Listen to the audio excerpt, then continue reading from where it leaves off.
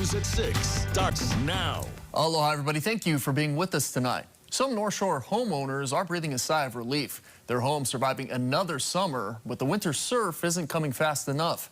Nikki Schenfeld explains. Just a few months ago, there was an entire football field of sand and beach right behind me.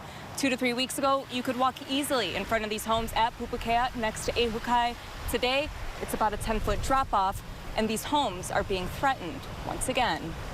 This was the beach in front of Richard Sturman's home in late February. 125 paces from the bottom of that step to the water's edge. Fast forward to this weekend.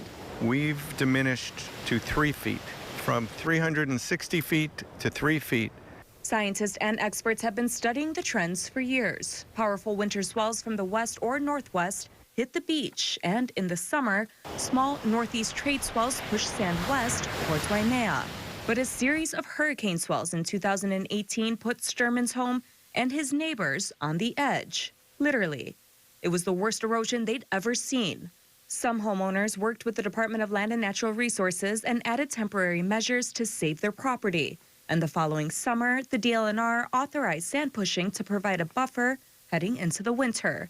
The homes were fine in 2019 and 2020.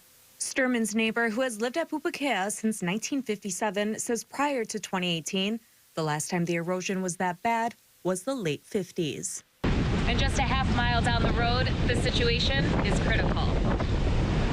Randy Moore says there was an additional 45 feet of sand in front of his property at Cammie's when he bought it in 1969. 4 or 5 years ago, there started being a significantly greater erosion in a single episode. You could lose 15 or 20 feet in a matter of a day.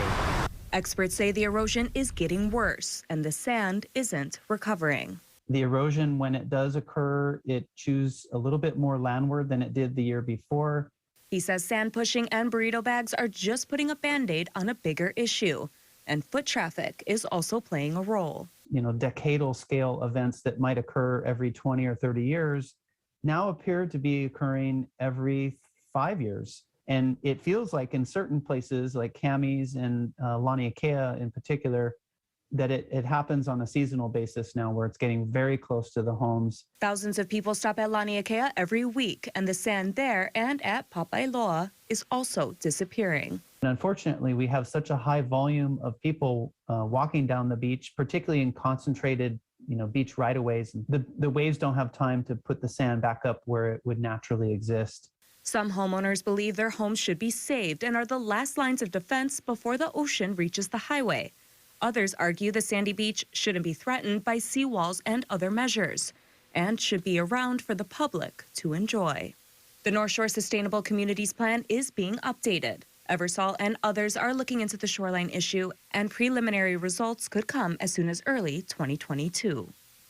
Nikki Schenfeld, KHON2 News, working for Hawaii. Nikki, thank you.